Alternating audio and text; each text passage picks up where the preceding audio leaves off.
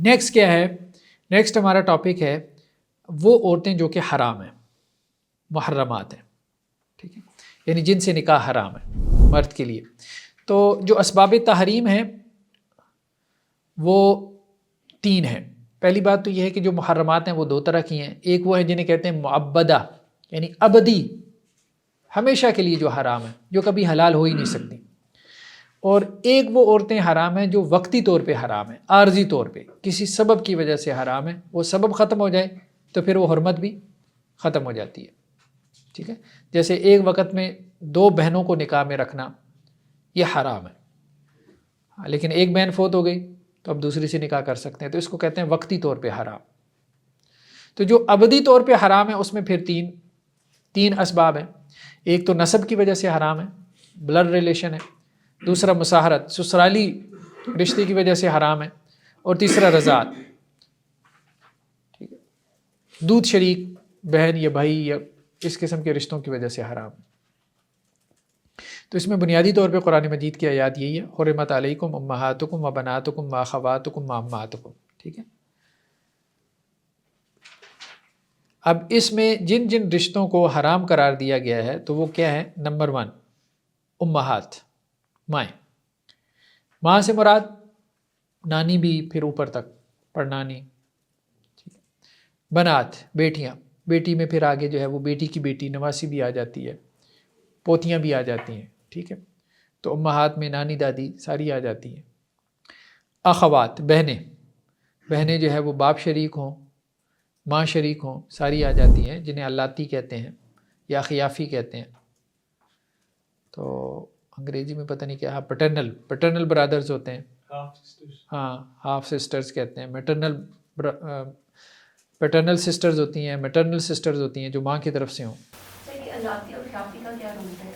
الاتی کہتے ہیں پیٹرنل کو، باپ جن کا ایک ہو، اخیافی کہتے ہیں میٹرنل کو جن کی ماں ایک ہو، اور حقیقی کہتے ہیں جن کے ماں باپ سیم ہو۔ تو جو بہنیں ہیں، بہن باپ کی طرف سے ہو، ماں کی طرف سے ہو، یا ماں باپ دونوں کی طرف سے ہو، ٹھیک ہے، تو وہ بھی حرام ہے۔ عمات، پھوپھی، خالہ، پھوپھی یعنی باپ کی جو بہن ہے، خالہ جو ماں کی بہن ہے، بنات الاخ، بھتیجیاں، بنات الاخت، بانجیاں، اب یہ محرم رشتوں میں آ جاتی ہیں، یعنی ان سے پردہ بھی نہیں ہے، ٹھیک ہے، اور یہ محرمات میں سے۔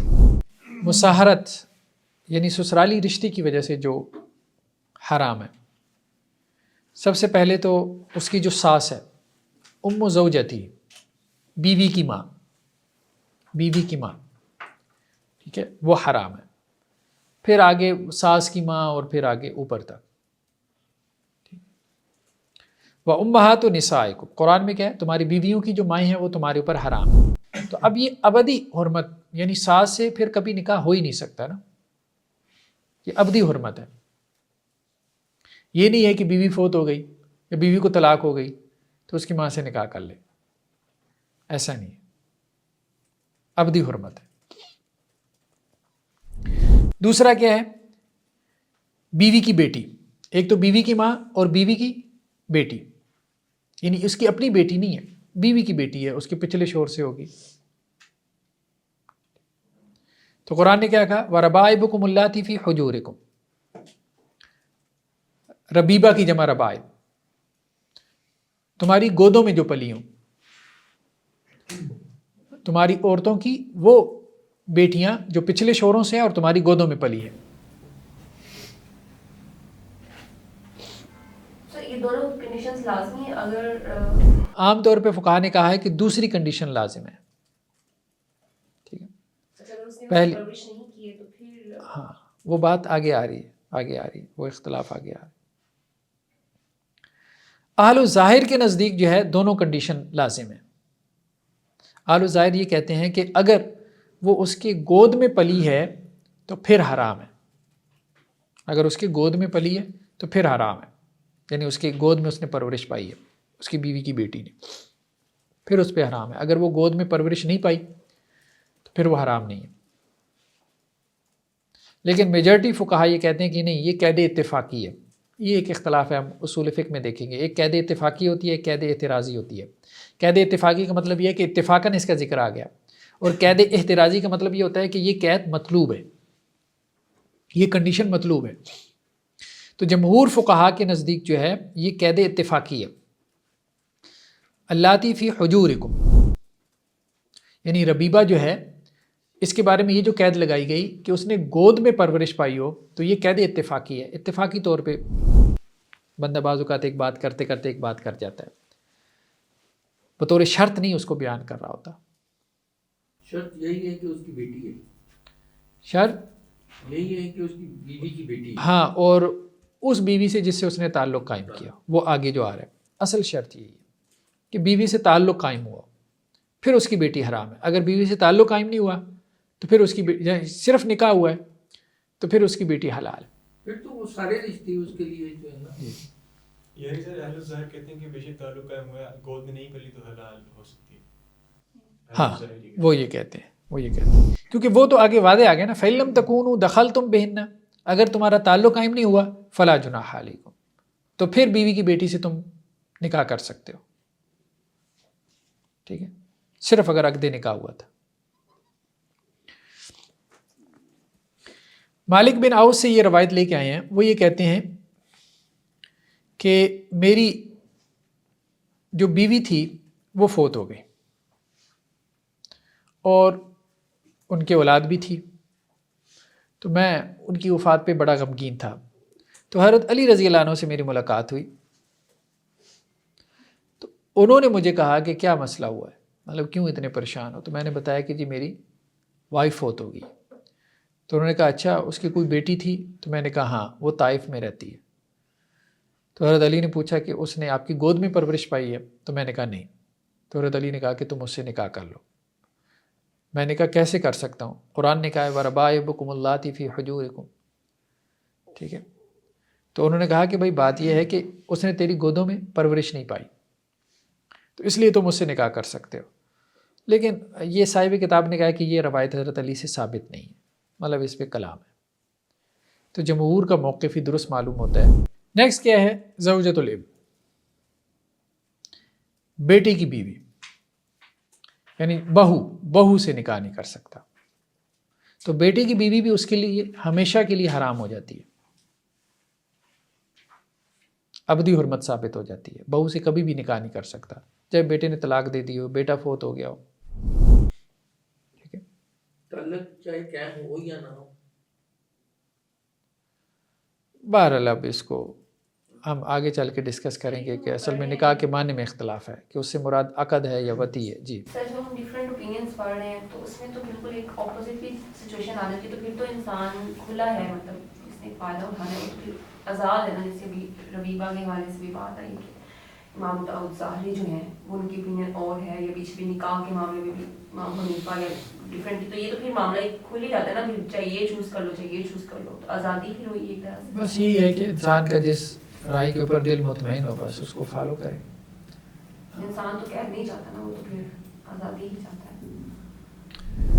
وَحَلَائِلُ أَبْنَائِكُمُ الَّذِينَ مِنْ أَصْلَابِكُمْ، اور تمہارے بیٹوں کی بیویاں جو تمہاری پشت سے ہیں، یعنی بہویں. حلیلہ کی جمع حلائل، تو بہو بھی کیا ہے؟ وہ بھی حرام ہے. زوجۃ الاب، جی پوچھ سے مطلب کہ یہ اس بات کی طرف سلبی مطلب ہاں، ایک ہوتا تھا نا اڈاپٹیڈ چائلڈ ہوتا تھا. ہاں، لے پالک جو ہے ظاہری بات ہے وہ تو بیٹا نہیں. ہاں بیٹا نہیں. تو حضرت زید کا یہی مسئلہ ہوا نا کہ حضرت زید آپ صلی اللہ علیہ وسلم کے اڈاپٹیڈ چائلڈ تھے. تو حضرت زید کی شادی ہوئی تھی حضرت زینب سے، پھر حضرت زید نے حضرت زینب کو طلاق دی، تو آپ صلی اللہ علیہ وسلم نے کیا کیا؟ ان سے شادی کر لی. تو اس پہ اعتراض کیا تھا قریش نے آپ صلی اللہ علیہ وسلم پہ کہ آپ نے اپنے بیٹے کی بیوی سے شادی کر لی. تو اس لیے قرآن نے کہا من اصلابکم، جو تمہارے سلبی بیٹے ہوں. زوجۃ الاب، باپ کی بیوی،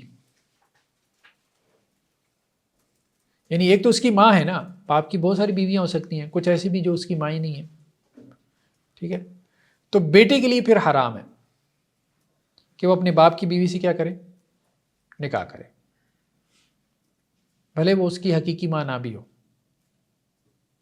تو اس کو زواج مقت کہتے تھے، مطلب دور جاہلیت میں زواج مقت کہتے تھے. تو قرآن نے اسے بھی منع کیا. وَلَا تَنْكِحُوا مَا نَكَحَ آبَاؤُكُم مِّنَ النِّسَاءِ، جن عورتوں سے تمہارے باپوں نے نکاح کر لیا اب ان سے بھی نکاح نہ کرو، جو ہو چکا سو ہو چکا. اِنَّهُ كَانَ فَاحِشَةً وَمَقْتًا وَسَاءَ سَبِيلًا، فاحشہ بھی ہے، مقت بھی ہے اور برا رستہ بھی ہے. تو امام راضی نے کہا ہے کہ فاحشہ اس کو اس لیے کہا کہ عقلی اعتبار سے بری چیز ہے باپ کی بیوی سے نکاح کرنا، عقلی اعتبار سے. مقت اس لیے کہا کہ شرعی اعتبار سے برا ہے.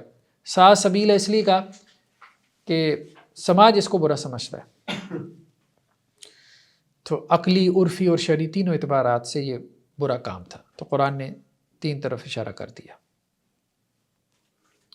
یہاں پہ ایک روایت لے کے آئے ہیں کہ ابن سعد نے محمد بن کعب سے جو ہے وہ اس روایت کا سبب نزول یہ بیان کیا ہے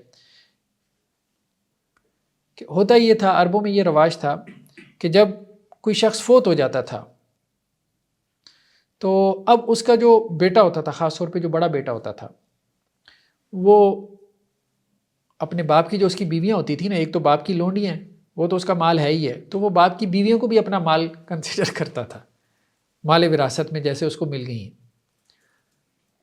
جو اس کی ماں کے علاوہ ہوتی ہے. ہاں، ماں کے علاوہ جو باپ کی بیویاں ہوتی تھیں تو ان کو بھی وہ مال وراثت کنسیڈر کر لیتا تھا، اور مال وراثت کنسیڈر کر کے پھر جہاں چاہتا اس کا نکاح کر دیتا، چاہتا تو خود کر لیتا، چاہتا تو کہیں اور نکاح کر کے حق مہر خود رکھ لیتا. تو وہ اس کو مال کی طرح کنسیڈر کرتا تھا. تو ابو قیس کی جب وفات ہوئی تو ان کا بیٹا جو ہے وہ ان کی بیوی کا وارث بنا، اور اس نے نہ ان کو نان نفقہ دیا نہ ان کو مال وراثت میں سے کچھ دیا. تو وہ جو ابو قیس کی بیوی تھیں وہ آپ صلی اللہ علیہ وسلم کے پاس آئیں اور کہنے لگی کہ جی یہ ابو قیس کا جو بیٹا ہے وہ میرے ساتھ یہ کر رہا ہے. تو آپ صلی اللہ علیہ وسلم فرمایا کہ واپس چلی جاؤ، اللہ تعالیٰ کچھ نازل کر دے گا. تو پھر یہ آیات نازل ہوئیں، وَلَا تَنْكِحُوا مَا نَكَحَ آبَاؤُكُم مِّنَ النِّسَاءِ. ایک تو یہ ہو گیا کہ بہو کے ساتھ جو ہے وہ نکاح کرنا، اور دوسرا یہ تھا کہ باپ کی بیوی کے ساتھ نکاح کرنا، یعنی آپ یوں کہہ لیں کہ ماں سے نکاح کرنا، سوتیلی ماں کہہ لیں، سوتیلی ماں سے نکاح کرنا. ایک مسئلہ اور احناف نے چھیڑا، وہ ذرا عجیب و غریب قسم کا ہے. ابھی آپ کہہ رہے تھے نا ان کے یہاں بہت معاملہ کھلا ڈولا ہے، تو یہاں آ کے اب بہت تنگ لگے گا آپ کو. وہ یہ کہتے ہیں کہ اگر کسی، احناف یہ کہتے ہیں اگر کسی شخص نے کسی عورت کے ساتھ بدکاری کی تو سارے رشتے حرام ہو جائیں گے. صرف بدکاری نہیں کی، مطلب ایک تو ہے نا کہ اس نے اس کے ساتھ بدکاری کی، انہوں نے کہا کہ کسی عورت کو اس نے ٹچ کر لیا، اس کو اس نے بوسہ دے دیا، ٹھیک ہے، یا مطلب کوئی بھی اس نے اس کے ساتھ کوئی ایسا کام کیا جو کہ الاؤڈ نہیں ہے، تو اس عورت کے اصول و فروع، یعنی وہ اب اس کو مثل بیوی کنسیڈر کرتے ہیں. بات سمجھ رہے کہ جیسے بیوی کے اب اس کی ماں حرام ہے، ٹھیک ہے، تو وہ اس طرح سے اس کی ماں بھی، ہاں، جو منکوحہ کے قوانین ہیں وہ انہوں نے اس عورت پہ بھی لاگو کر دیے جو جس کے ساتھ اس نے کوئی منہ ماری کی یا اس کو ٹچ بھی کیا. ایون سمجھ نہیں مطلب آگے چلے نہیں سمجھ میں آ رہی بات. قوانین لاگو مطلب حرمت کے قوانین، جس طرح بیوی کے ماں باپ کسی عورت سے نکاح اگر اس نے کر لیا، ٹھیک ہے، تو اب اس کی ساس اس پہ حرام ہو گئی، ٹھیک ہے، ساس اس کی حرام ہو گئی نا، بیوی کی ماں حرام ہے. تو اگر اس نے کسی عورت کا بوسہ لے لیا یا اس کو اس نے ٹچ کر لیا کسی عورت کو، یا اس کے ساتھ بدکاری کی، منہ ماری کی، تو اب اس عورت کی ماں اس پہ حرام ہو گئی. لیکن سر یہ جو فقہی مسئلہ، یہ جو پوائنٹ ہے، کوئی کس حیثیت سے اس کو تسلیم کرے گا، اس کی شرعی حیثیت کیا ہے اس فتوے کی، اس کی لاجک کیا ہے؟ لاجک ہے، ہاں، اصل بات یہ، اصل میں اختلاف یہ ہوا کہ نکاح جو ہے اس کے معنی کیا ہے، نکاح کا کیا معنی ہے. شوافی اس طرف گئے اور وہ بات صحیح معلوم ہوتی ہے شوافی کی کہ نکاح سے مراد عقد ہے. قرآن نے اگرچہ اس کو دونوں معنی میں استعمال کیا، ٹھیک ہے، ابھی ہم اس طرف نہیں جاتے، لغوی اعتبار سے دونوں معنی میں استعمال کیا ہے، ایک عقد اور دوسرا وطی، مطلب تعلق قائم کرنا۔ تو آناف اس طرف چلے گیا ہے کہ نکاح کا مطلب ہے وطی، تعلق زوجیت۔ شوافی اس طرف گیا کہ نکاح سے مراد ہے، نکاح کا معنی ہے میرج کانٹیکٹ، ایک معاہدہ ہوا ہے۔ معاہدہ ہوا ہے۔ تو وہ یہ کہتے ہیں کہ بھائی نکاح سے حرمتیں ثابت ہوں گی، اور نکاح سے مراد کیا ہے؟ کانٹریکٹ۔ تو آناف یہ اس طرف گیا ہے کہ نہیں، نکاح کانٹریکٹ نہیں ہے، نکاح اصل میں تعلق کی زوجیت ہے۔ حالانکہ یہ بات سمجھ سے بالا تر ہے، کیونکہ نکاح کے بعد کا تعلق کی زوجیت کا نام نہیں ہے نکاح، ٹھیک ہے؟ یہ تو قرآن میں بھی آیا ہے کہ آپ اپنی بیویوں سے تعلقات نہیں قائم کرتے، تو ان کے جو معاملات ہیں کچھ اور ہیں جن کے ساتھ آپ کے تعلقات ہیں۔ اصل میں میرج کانٹیکٹ ہے، اور اس کے اثرات میں ٹھیک ہے کہ جی ایک تعلق کی زوجیت جو ہے وہ آپ کے لیے جائز ہو جاتا ہے۔ نکاح تعلق کی زوجیت کا نام تو نہیں، نکاح تعلق کی زوجیت کا نام نہیں ہے۔ تو اب انہوں نے کیا کیا کہ اس تعلق کی زوجیت کو نکاح کے مقام پہ رکھ دیا۔ اب بات سمجھ رہے ہیں؟ یعنی زنا کو بھی انہوں نے نکاح کے مقام پہ رکھ دیا، اس کے اثرات مرتب کر دیے۔ کہہ تو رہے ہیں کہ اس کو زنا تو کہہ رہے ہیں، وہ سارا کچھ وہ لاگو تو کریں گے، ٹھیک ہے، سزائیں وغیرہ اس کے اوپر لاگو تو کریں گے، حدود لاگو کریں گے۔ تو سر اس میں یہ جس علاقے میں ہوا ہے، جس ایریے میں، اس ٹائم کیا سینیریو، سارا کیا حالات تھے، اس کے مطابق یہ مرتب ہوا ہوگا کہ ان کے حالات وہاں پہ ایسے ہوئے ہوں گے جس کی وجہ سے ان کو اس طرح کی دیکھنی پڑی چیزیں بتانی پڑی۔ اسی طرح سے اب انہوں نے اور بھی بہت سے اس قسم کے مسائل آناف نے نکالے کہ جی اگر کسی نے اپنی ساس سے بدکاری کی، منہ ماری کی، تو اس سے کیا ہوگا کہ اس کی وہ اپنی بیوی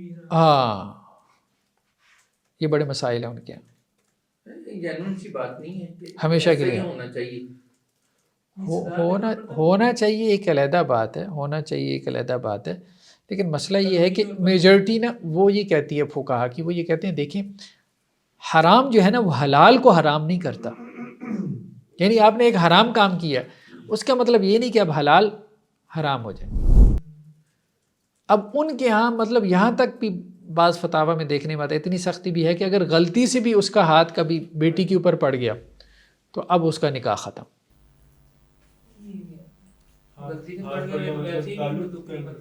نہیں مطلب بعض اوقات بندہ نہیں نا، انسان کے سینس نہیں ہے، مطلب بعض اوقات کام نہیں کرتی، ٹھیک ہے، اندھیرے میں ہے، اس نے بیوی سمجھا اور اس نے ہاتھ بڑھا دیا، ٹھیک ہے، اس کی بیٹی تھی، یہاں والدہ تھی، ہاں یعنی کہ بندے کی اپنی بیٹی پر ہاتھ بڑھانے سے اس کی بیوی حرام ہو جاتی ہے، یہ بات ہے؟ جی یہ آپ سگی بیٹی کے متعلق ہے یا بیوی کی بیٹی؟ سگی بیٹی، مطلب لمس کو بھی لمس کو بھی وہ اس میں لے جاتے ہیں نا، صرف لمس کو ٹچ کرنے کو بھی وہ اس میں لے جاتے ہیں، مطلب غلط ان انٹینشنلی بھی بندے سے ہو جاتا ہے۔ بعض اوقات بہت سے مسائل ایسے آتے ہیں مطلب نہیں پتہ چلتی، دیکھیں صحابہ کے ساتھ بھی ایسے مسائل پیش آ جاتے تھے، یہ جو آیات ساری نازل ہوتی تھی اسباب نزول پیچھے یہی ہوتے تھے، ٹھیک ہے، یہ جو سورہ نور کی آیات نازل ہوئیں کہ جس میں یہ ہے کہ جی 3 اوقات ایسے ہیں جو تمہارے پرائیویسی کے اوقات ہیں، ان میں تمہاری اولاد کو جو ہے وہ تم سے اجازت لے کے اندر آنا چاہیے، تو اس میں پیچھے وجہ کیا تھی؟ کہ حضرت عمر رضی اللہ عنہ کے حوالے سے جو منقول ہے کہ ان کا کوئی بچہ جو ہے وہ پرائیویسی کے اوقات میں داخل ہو گیا، وہ بڑی امبیلنسمنٹ انہوں نے فیل کی، تو اس پہ پھر یہ آیات نازل ہوئی۔ تو گھروں میں اس قسم کے مسائل کا ہو جانا، ان انٹینشنلی ہو جانا، مطلب اس کے امکانات ہوتے ہیں۔ پھر بھی سر یہ کوئی وہی بات ہے کہ کوئی حرام سے حلال تو حرام ہی نہ ہو جاتا، اگر ٹینشن بھی ہو جائے کسی سے، ایسے ٹینشن یہ ہو تو پھر تو قابل دیکھیں ایک حرام کام ہے، اس حرام کام کی سزا ہے، وہ حدود میں داخل ہے، ہونی کیوں نہیں چاہیے، وہ حدود میں داخل ہے۔ ہاں بیوی کا کیا قصور ہے، بیوی تو جو ہے نا اس کی حرام نہیں ہوتی نا، تو حرام حلال کو حرام نہیں کرتا۔ نہیں سر یہ دیکھا نا، اس بندے نے غلطی کی ہے، ٹھیک ہے، اس کا قصور ہے، اس کو سزا دیں، بیوی کو طلاق دے کر اس کو سزا کس چیز کی دی جا رہی ہے؟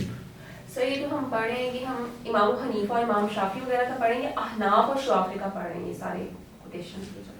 احناف کا عام طور پہ ظاہری بات ہے، احناف نے بھی تو چیزیں وہاں سے ہی لی ہیں نا، आराफ ने भी तो मगर ये सारे जो हम पढ़ा है इसमें इमाम मालिक का जो है ना बहुत कम आया है। मेजॉरिटी में वो आ जाते हैं ना, मेजॉरिटी की जब हम बात करते हैं तो मेजॉरिटी में अइम्मा सलासा आ जाते हैं ना, इमाम मालिक, इमाम शाफी, इमाम अहमद। तो खैर बहरहाल मेजॉरिटी ये कहती है वहिल्ल लकुम मा वरा ज़ालिकुम, अल्लाह ताला क्या कह रहे हैं कि ये मुहर्रमात हैं, इनके अलावा सब हलाल है। जब अल्लाह ने एक को हलाल कर दिया तो अब आप कौन होते हैं उसको हराम करने वाले। एक और रवायत इन्होंने हज़रत आयशा रज़ी अल्लाह अन्हा से लेके आए हैं कि अल्लाह के नबी सल्लल्लाहु अलैहि वसल्लम से सवाल किया गया कि एक आदमी ने किसी औरत से ज़िना किया, तो अब वो ये चाहता है कि उसकी बेटी से निकाह करे या उस औरत से निकाह करे, ठीक है। तो आप सल्लम ने इस पर तबसरा किया कि हराम जो है वो हलाल को हराम नहीं करता। इस रवायत के ऊपर कलाम है, लेकिन वो कहते हैं कि जी बात तो यही है, बात तो ठीक है, भले रवायत की सनद पे कलाम हो कि हराम हलाल को हराम नहीं करता। सर एक और सवाल है कि मतलब कोई अगर इस तरह से किसी औरत के साथ कर लेता है तो ये फतवा तो नहीं दिया जा सकता कि उससे वो निकाह नहीं कर सकता। नहीं नहीं, ये तो नहीं ना, ज़ाहिर बात है, ये तो नहीं, लेकिन उससे मुताल्लिक जिस औरत के साथ उसने बदकारी की उसके साथ तो वो निकाह कर सकता है ना, ठीक है, उसके साथ तो वो निकाह कर सकता है। नहीं नहीं, ये तो कोई नहीं कहता उससे निकाह नहीं हो सकता, उससे तो निकाह होना चाहिए। अज़ानी ला यनकिहु इल्ला ज़ानियतन औ मुशरिकतन वज़ानियतु ला यनकिहुहा इल्ला ज़ानिन औ मुशरिक, और यही करना चाहिए। मेरे पास भी केसेस आते हैं तो मैं भी यही कहता हूँ, जब मुँह मारी कर ली है तो अब तीसरे को क्यों ख़राब करना है, तुम्हारे ही आपस में निकाह होना चाहिए। तो वो जो आपस में बदकारी में मुलविस हो गए हैं तो उनका आपस में निकाह होना चाहिए, ये बात ठीक है। चलें जी, नेक्स्ट क्या है, रज़ात।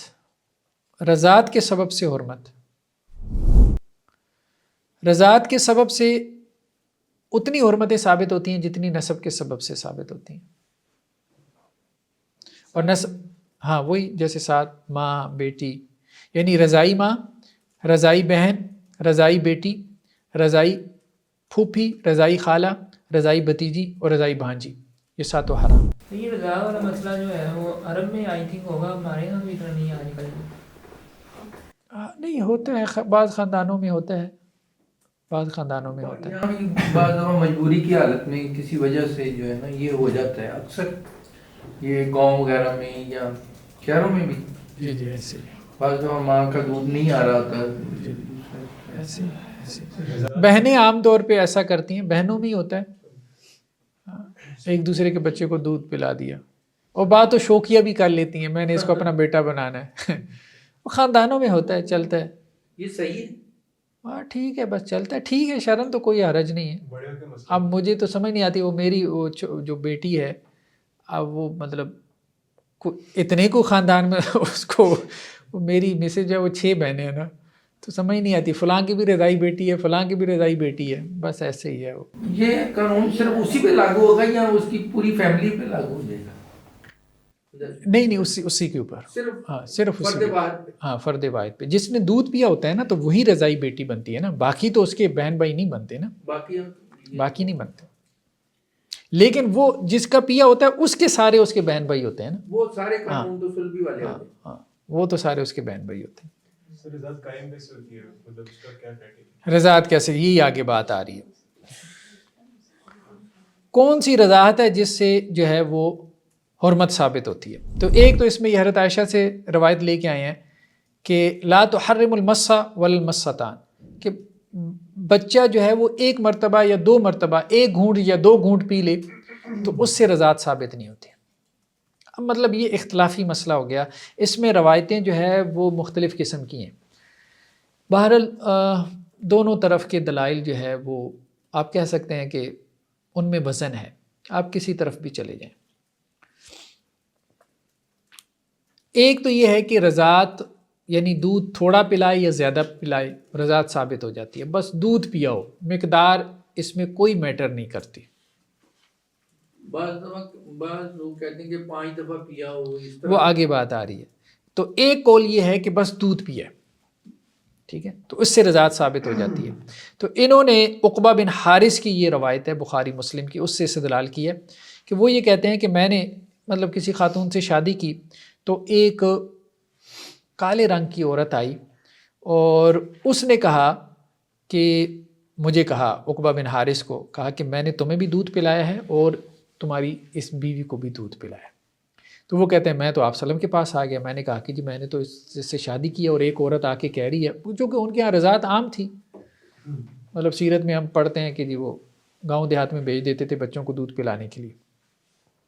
تو وہ آپ صلی اللہ علیہ وسلم کے پاس آ گئے, انہوں نے آپ صلی اللہ علیہ وسلم سے ذکر کیا تو آپ صلی اللہ علیہ وسلم فرمایا اچھا اگر ایسا معاملہ ہے تو بس اس کو چھوڑ دو, اپنی بیوی کو چھوڑ دو. ایک عورت کی گواہی سے آگے آ رہی ہے بات, ٹھیک ہے. تو یہاں سے انہوں نے استدلال کیا ہے کہ جی دیکھیں آپ صلی اللہ علیہ وسلم نے یہ نہیں کہا, ابھی جو مسئلہ ہے نا آپ صلی اللہ علیہ وسلم نے یہ نہیں پوچھا کہ کتنی مرتبہ, یہ نہیں پوچھا, بس کہا کہ بس چھوڑ دو. تو اس کا مطلب یہ ہے کہ مطلقاً رضاعت, ٹھیک ہے, اس سے جو ہے وہ رضاعت ثابت ہو جاتی ہے. یہ حضرت علی, حضرت عبداللہ ابن عباس سے مروی ہے, اور اسی طرح امام ابو حنیفہ اور امام مالک کا بھی موقف یہی ہے کہ رضاعت سے مراد بس رضاعت ہے, بس ٹھیک ہے. جیسے قرآن نے بھی کہا نا کہ یردینا اولاد ہونا, یہ نہیں کہا کہ ایک مرتبہ دودھ پلائیں 2 مرتبہ پلائیں. تو قرآن میں رضاعت کا ذکر آتا ہے, ٹھیک ہے. دوسرا موقف یہ ہے کہ نہیں, کم از کم 5 مرتبہ ہو, بچے نے 5 مرتبہ دودھ پیا ہو تو پھر رضاعت ثابت ہوتی ہے, ٹھیک ہے. یہ موقف حنابلہ کا ہے اور عام طور پہ اہل الحدیث کا. اس میں حضرت عائشہ رضی اللہ عنہا کی روایت ہے کہ شروع میں قرآن مجید میں یہ آیات تھیں, بعد میں ان کی تلاوت منسوخ ہو گئی. کیا آیات تھیں؟ کہ رضاعت جو ہے وہ 10 مرتبہ ہے جس سے حرمت ثابت ہوتی ہے.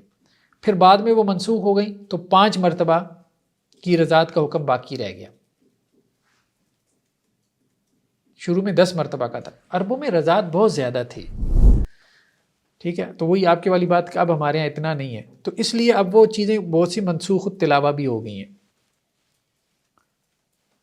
ٹھیک ہے. قرآن میں تو 5 مرتبہ کا بھی ذکر نہیں ہے نا. تو وہ کہتی ہیں کہ جی 10 مرتبہ والی تو قرآن میں حکم اترا تھا, پھر اس کو منسوخ کر دیا گیا نا, تلاوت بھی اس کی منسوخ ہو گئی. پھر 5 مرتبہ کا حکم باقی رہ گیا, لیکن وہ قرآن میں نہیں ہے. وہ بات ٹھیک ہے, وہ قرآن میں نہیں باقی رہا گیا, حکم باقی رہ گیا. یہ انہوں نے نہیں کہا کہ قرآن میں باقی رہ گیا. مقابلے میں کوئی حدیث آتی ہے کہ 5 کیا حضرت عائشہ کے قول کو تقویت دینے کے لیے ہاں 5 دفعہ یہ انہی کی روایت ہے نا, انہی کی یہ روایت ہے. سر انہیں پہلے 10 والی آیتیں تھیں وہ منسوخ ہو گئی, پھر حکم 5 کا ہو گیا, لیکن آیتیں پھر آیتیں نہیں اتری تھیں, حکم 5 کا باقی رہ گیا. اللہ کے رسول صلی اللہ علیہ وسلم نے یہ حضرت عائشہ رضی اللہ عنہ نے کہا ہے یہ بات, ٹھیک ہے. اب اسی کے اوپر جو ہے وہ حضرت عبداللہ بن زبیر کا بھی موقف ہے, امام شافعی کا بھی ہے, اور اہل الظاہر اور اہل الحدیث کا بھی ہے. ایک قول یہ ہے کہ 3 مرتبہ رضاعت ہو, 3 مرتبہ ہو تو رضاعت ثابت ہوتی ہے. انہوں نے اس حدیث سے دلیل پکڑی لا تحرم المس ولا المستان, یہ تو آپ صلی اللہ علیہ وسلم سے ہے نا کہ 1 مرتبہ یا 2 مرتبہ کا اس کے دودھ پینے سے رضاعت ثابت نہیں ہوتی. یہ داؤد ظاہری کا موقف ہے, اور امام احمد سے بھی ایک روایت ہے. تو بہرحال تینوں طرف دلائل موجود ہیں, تینوں طرف مضبوط دلائل موجود ہیں, کسی بھی موقف کی طرف چلے جائیں. اب دیکھیں حرمتوں میں بھی اختلاف ہے, حرمتوں میں بھی اختلاف ہے, تو بہرحال سختی نہیں کرنی چاہیے. یہ ظاہری اسکول آف تھاٹ کے متعلق تھوڑا سا اور بھی دے دو. انشاءاللہ کسی وقت ہم نا تاریخ فقہ کے اوپر جو ہے باقاعدہ ایک ہم علیحدہ سے لیکچر رکھیں گے, ہاں ہسٹری آف جو ہے نا فقہ کے اوپر. سر اصول فقہ کے اندر اپنے کمپیریزن دیکھنے ہیں ان کے ساتھ, یا بس ہم کمپیریزن دیکھیں گے, ہم کیوں نہیں دیکھیں گے. ہاں اب اس میں ایک سوال اور پیدا ہوا, وہ سوال یہ پیدا ہوا کہ بچے کو جو ہے وہ ماں نے دودھ پلایا, اور بعض اوقات یہ بھی ہوتا ہے کہ وہ دودھ اس کو اپنے سینے سے لگا کے نہیں پلایا, ویسے نکال کے پلا دیا, تو کیا اس سے بھی رضاعت ثابت ہوتی ہے؟ اس سے بھی ثابت ہو جاتی ہے. اب یہ بڑا مسئلہ پیدا ہوا ہمارے یہاں, تو خیر اس پہ تھیسز ہو رہے ہیں اسلامک اسٹڈیز میں. ہمارے یہاں تو اتنا نہیں ہے, لیکن ویسٹ میں یہ بہت زیادہ ہے. یہ جو سپورٹس میں جاتے ہیں نا, جو کھلاڑی ہوتے ہیں سپورٹس میں, تو اب وہ مطلب باقاعدہ یہ دودھ جو ہے وہ بکتا ہے سٹورز کے اوپر. تو اس سے جو ہے وہ کیا وہ ثابت ہوتی ہے، رضاعت کے ثابت نہیں ہوتی. مطلب یہ ایک بڑا مسئلہ ہے. لیکن ان کے یہاں بہرحال کوئی حلال حرام کی کوئی پرواہ ہی نہیں ہے. ہر چیز انہوں نے بیچنے پہ لگا دی ہے. سپم بیچنے پہ لگا دیا، عورتوں کا دودھ بیچنے پہ لگا دیا. کیا وہ کہتے ہیں جی عام دودھ سے تو وہ قوت اور انرجی حاصل نہیں ہوتی جو اس دودھ سے حاصل ہوتی ہے. بچے کے اوپر قیاس کرتے ہوئے وہ جو سپورٹس میں لوگ حصہ لیتے ہیں تو وہ بہت زیادہ استعمال ہوتا ہے. خیر بات. نیکسٹ کیا ہے کہ اگر دودھ پہ کوئی پانی وغیرہ ملا دیا ہو تو کیا اس سے رضاعت ثابت ہوتی ہے؟ ٹھیک ہے. یا کوئی دوائی ملا دی، یا اس میں کوئی اور بکری کا دودھ ملا دیا، بھینس کا دودھ ملا دیا. تو اس میں بہترین موقف تو حناف کا ہی ہے کہ اگر غالب اس میں ماں کا دودھ رہے تو اس سے رضاعت ثابت ہو جاتی ہے، غالب اگر وہ رہے. بعض فقہا نے اور بھی موقف اختیار کیے کہ اس سے رضاعت ثابت نہیں ہوتی. بہرحال رسم یہ جو ہم فقہ پڑھ رہے ہیں اس میں تو یہ ہے کہ ہم کسی کے مقلد نہیں رہیں گے. ایک فقہ جیسا حنفی ہے، مالکی ہے، شافعی، کمپیریٹیو جو ہمیں بہتر سہولت. تو مقلد بن کے کرنا بھی کیا؟ ویسے میں پوچھ یہ آپ سے مستفید ہونا چاہتا ہوں. اصل چیز دلیل ہے. کوئی دلیل آپ کو سمجھ میں آتی ہے، اصل تو دیکھیں کتاب و سنت ہے. آج ہم نے اصول فقہ میں اسی کو واضح کرنا ہے، بس ہم اس کو مکمل کر لیں. نیکسٹ کیا ہے؟ سن رضاعت.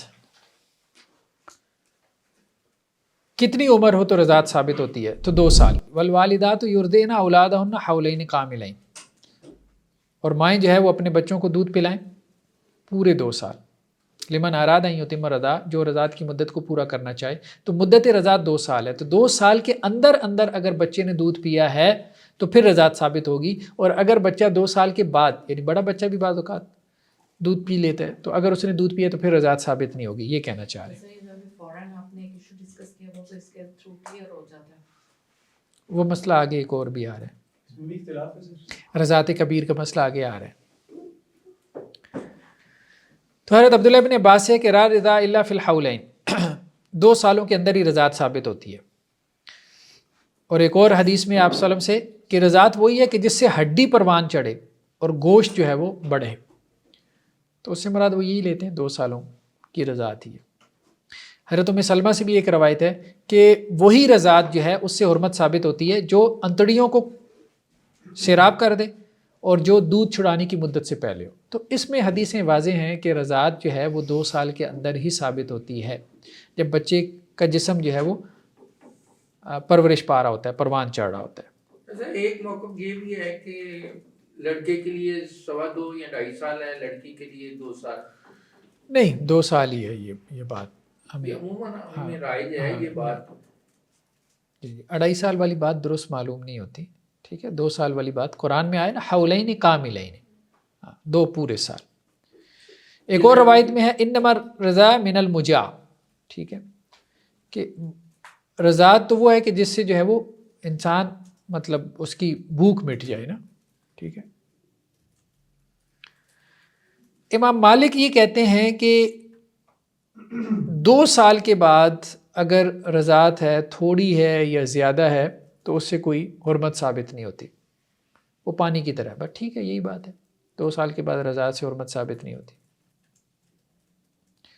اب مسئلہ ایک یہ پیدا ہوا کہ 2 سال سے پہلے اگر ماں نے دودھ چھڑوا دیا، بعض اوقات مائیں 6 ماہ میں دودھ چھڑوا دیتی ہیں، 1 سال کے بعد بھی ڈبے کے دودھ پہ لگا دیتی ہیں آج کل ہمارے یہاں بہت زیادہ. ابھی اس کے 2 سال تو نہیں پورے ہوئے، کسی خاتون نے اس کو اس درمیان میں اپنا دودھ پلا دیا، تو رضاعت ثابت ہوگی کہ نہیں؟ یعنی ماں اس کا دودھ چھڑوا چکی ہے، ابھی وہ 2 سال کا نہیں ہوا، تو اب رضاعت ثابت ہوگی کہ نہیں؟ تو امام مالک کہتے ہیں کہ نہیں ہوگی. فطام کے بعد یعنی دودھ چھڑوانے کے بعد اگر دودھ پلایا گیا تو پھر رضاعت ثابت نہیں ہوگی. لیکن دوسرے فقہا کہتے ہیں کہ نہیں، اصل چیز 2 سال کی مدت ہے، دودھ چھڑوانا نہیں ہے. یعنی امام مالک نے اصل بنایا دودھ چھڑوانے کو، ٹھیک ہے، اور بقیہ فقہا نے اصل بنایا 2 سال کی مدت کو. بہتر یہی ہے 2 سال کی مدت. یعنی انہوں نے مدت کو یہ سمجھا کہ 2 سال کا حکم قرآن میں آیا تو اس کا مطلب دودھ چھڑانے کے بعد ہاں باقی نے ٹائم لے لیا، باقی نے ٹائم لے لیا. ایسے مطلب اس میں کوئی شرعی عذر نہیں ہے کہ پہلے چھڑا دیا یا دودھ دیکھیے پہلے تو چھڑا سکتے ہیں، کیونکہ قرآن نے کہا لمن اراد ان یتم الرضا، جو رضاعت کی مدت پوری کرنا چاہے، جو چاہے، واجب نہیں قرار دیا. بہتر یہی ہے کہ 2 سال پورا، ڈاکٹر بھی یہی کہتے ہیں 2 سال پوری کریں، مدت پوری کریں. شرعی طور پہ نہیں ہے، شرعی طور پہ کوئی وہ نہیں ہے، ماں پہلے بھی چھڑوا سکتی ہے، مطلب اس کی بھی تو صحت کے مسائل رہ سکتے ہیں. اب اگلا مسئلہ ہے رضاعت کبیر کا. رضاعت کبیر، اس میں جمہور یہ کہتے ہیں، میجورٹی فقہا کی وہ یہ کہتی ہے کہ جی رضاعت کبیر مطلب اس سے کوئی رضاعت ثابت نہیں ہوتی. یعنی 2 سال سے بڑی عمر کا بچہ اگر دودھ پیے گا تو اس سے وہ حرمت ثابت نہیں ہوتی. لیکن حضرت عائشہ رضی اللہ عنہا جو ہے وہ اس کی قائل تھیں، اور بعد میں کچھ فقہا بھی اس کے قائل ہوئے کہ نہیں، رضاعت کبیر سے بھی رضاعت ثابت ہو جاتی ہے. اس میں جو دلیل ہے وہ یہ ایک روایت ہے. اچھا، یہ ابن حزم ظاہری کا بھی یہی موقف ہے. دلیل کیا روایت ہے کہ جی اللہ کے رسول صلی اللہ علیہ وسلم نے ایک خاتون سہلہ بنت سہیل کو یہ حکم دیا تھا. اصل میں یہ جو سہلہ بنت سہیل تھی نا، انہوں نے ایک بچہ پالا ہوا تھا، سالم نام تھا اس کا. اب ایک بچہ بچپن سے آپ نے پالا ہو تو ماؤں کو کیا ہو جاتا ہے، وہ اس کو اپنی اولاد کی طرح محسوس ہوتا ہے. اب وہ بچہ ہو گیا بڑا، جب بچہ بڑا ہو گیا تو اب ظاہر بات ہے گھر میں آنا جانا سارا کچھ، وہ ایک فیلنگ، مطلب آپ اس کے اعتبار سے دیکھیں نا، جس نے اس کو بچپن سے پالا ہے تو بعض اوقات وہ آپ کا محرم رشتہ دار نہیں ہوتا، آپ اس کو پال پوس کے بڑا کرتے ہیں اور آپ کو اس سے بچے کی ہی فیلنگ آتی ہے، اور بچے کو بھی ماں کی فیلنگ آ رہی ہوتی ہے. اب وہ بچہ ہو گیا بڑا تو اب یہ مسائل سامنے آ گئے پردے وغیرہ کے. تو وہ آپ صلی اللہ علیہ وسلم کے پاس آئی، کہنے لگی کہ وہ تو میرا بیٹا ہے میں نے اس کو گودوں میں پالا ہے، میں اب اسے پردے کروں. تو آپ صلی اللہ علیہ وسلم نے کہا کہ ایسا کرو کہ اس کو دودھ پلا دو. تو اب انہوں نے کہا، مطلب اس پہ وہ چونک گئی، انہوں نے کہا جی اللہ کے رسول وہ تو بڑا ہے. آپ پر مجھے پتہ ہے کہ وہ بڑا ہے، اس کو دودھ پلا دو، اس سے جو ہے وہ حرمت ثابت ہو جائے گی. اب اس کے بعد یہ معاملہ ہوا، حضرت عائشہ رضی اللہ عنہ نے کیا کام کیا. حضرت عروہ سے ہے کہ حضرت عائشہ رضی اللہ عنہ کی طرف لوگ رخ کرتے تھے ان سے حدیث کا علم حاصل کرنے کے لیے. تو جن کو وہ پسند کرتی تھیں کہ وہ ان کے پاس آئے اور ان سے علم حاصل کر کے جائے، تو وہ اپنی جو بھتیجیاں ہوتی تھیں ان کو یہ کہتی تھی کہ ان کو دودھ پلا دے اور ان کو جو ہے وہ اپنا رضائی بیٹا بنا لے. پھر وہ ان کا محرم رشتہ دار بن جاتا تھا کہ ان کی بھتیجی کا بیٹا ہے تو ان کا محرم رشتہ دار بن جاتا تھا. اس پہ حضرت ام سلمہ نے اعتراض کیا، مطلب ازواج میں بھی اس میں اختلاف تھا، اچھی خاصی جو ہے وہ اس پہ بحث ہو گئی. حضرت ام سلمہ نے کہا کہ آپ یہ ٹھیک نہیں کر رہے. تو انہوں نے کہا آپ نے وہ حدیث نہیں سنی کہ آپ صلی اللہ علیہ وسلم نے حضرت سالم کو وہ اجازت دی تھی. تو بقیہ ازواج نے یہ موقع اختیار کیا کہ نہیں، وہ صرف ان کے لیے تھا، یعنی یہ روایت خاص ہے، یہ روایت خاص ہے، صرف انہی کے لیے اجازت تھی، یہ عام نہیں ہے، آج نہیں ہے. آج نہیں ہے. تو بقیہ ازواج نے یہ معاملہ اختیار کیا. ایک منٹ،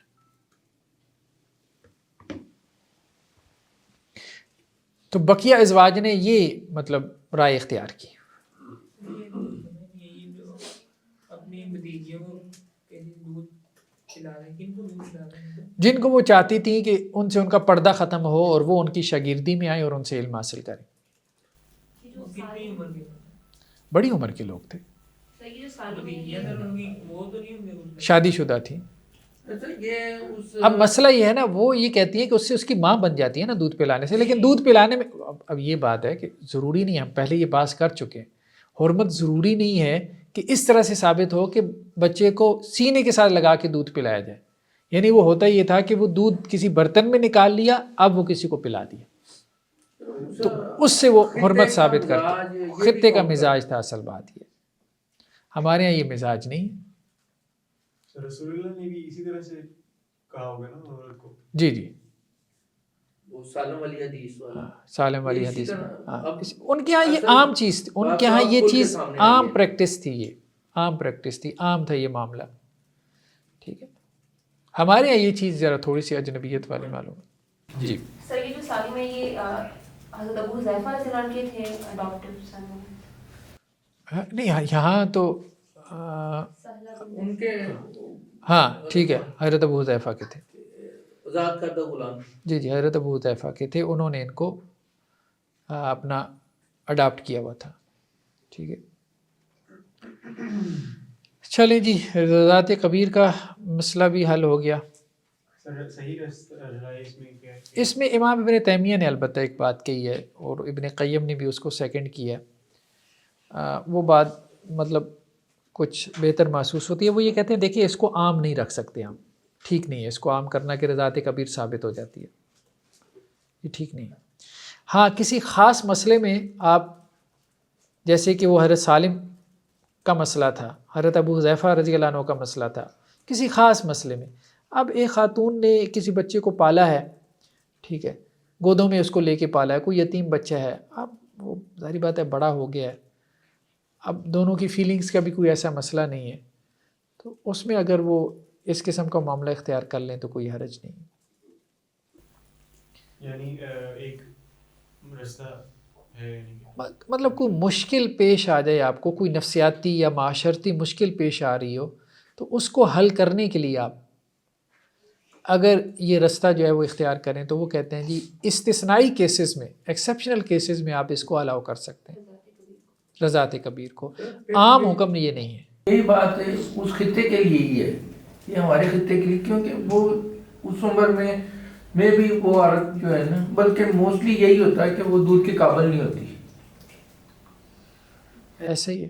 تو ہاں رضاعت جو ہے وہ بہرحال ہمارے خطے کا اتنا بڑا مسئلہ نہیں ہے، عربوں کا یہ بڑا مسئلہ تھا، یہ بات ٹھیک ہے. رضاعت کی جو ثبوت کی جو گواہی ہے، ایک تو وہ روایت آئی کہ ایک خاتون آئی تھی اور اس نے حضرت عقبہ بن حارث کو کہا تھا کہ جی میں نے آپ کو اور آپ کی بیوی کو دودھ پلایا، تو آپ صلی اللہ علیہ وسلم نے کیا کیا، ان کا رشتہ ختم کروا دیا. تو بعض فقہا تو اس طرف چلے گئے کہ ایک خاتون کی گواہی بھی قابل قبول ہے رضاعت میں، یہ امام احمد سے ایک روایت ہے.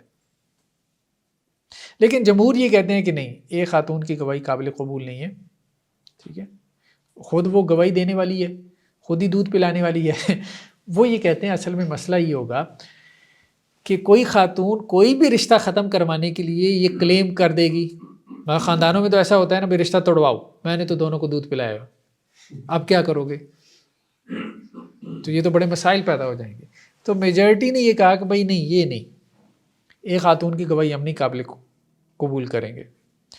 مغیرہ بن شعبہ، حضرت علی بن ابی طالب، عبداللہ بن عباس، تو انہوں نے کہا جی ایک خاتون کی گواہی پہ تفریقہ نہیں ہو سکتا، سپریشن نہیں ہو سکتی. حضرت عمر کے پاس ایسا کیس آیا تو وہ اس وقت تفریق کرواتے تھے جب کوئی گواہی اور بھی آ جاتی تھی، ورنہ تو وہ مرد کو کہتے تھے یار دیکھو اگر شک میں پڑ گیا ہو نا، چھوڑنا چاہتے ہو تو چھوڑ دو، میں تمہیں کہتا نہیں ہوں کیونکہ گواہی نہیں ہے. تو اناف یہ کہتے ہیں کہ دو مردوں یا ایک مرد اور دو عورتیں ہوں. لیکن اس میں یہ بات بھی درست نہیں، مرد تو عموماً گواہ ہوتے ہی نہیں ہے نا، سیدھی سی بات ہے، اور مردوں کو اس معاملے میں گواہ بنانا بھی نہیں چاہیے. اصل میں عورتوں کی گواہی ہے. آپ یوں کہہ دیں کہ اگر کوئی شک شبہ نہ ہو اور وہ عورت معتبر ہو جس نے دودھ پلایا اور اس کی بات کا لوگ اعتبار بھی کر رہے ہوں تو ویلڈ ہے. اصل تو گواہی کا مقصد یہی ہوتا ہے نا کہ آپ اس کی ویلیڈیشن کر سکیں. اور اگر اس میں کوئی شک شبہ ہو تو کوئی ایک آدھ اور خاتون بھی گواہی دے دے تو ٹھیک ہے، کیونکہ یہ عورتوں کی ڈومین ہے نا، تو اس میں عورتوں کی گواہی زیادہ معتبر ہے. وہ اس کا شوہر یا اس کا بیٹا یا ہاں ٹھیک ہے، محرم رشتہ دار بعض اوقات دیکھ لیتے ہیں، ٹھیک ہے آپ کہہ سکتے ہیں، کہہ سکتے ہیں. ایک عورت کی گواہی ہو، ایک عورت کی گواہی اگر خاندان قبول کر رہے تو ٹھیک ہے، کیا مسئلہ ہے. اگر شک ہے تو پھر دو عورتوں کی گواہی لگا لیں، یہ بات ہے. چلیں جی، میرے خیال میں اتنا ہی کافی ہے. سبحانک اللہم و بحمدک، نشہد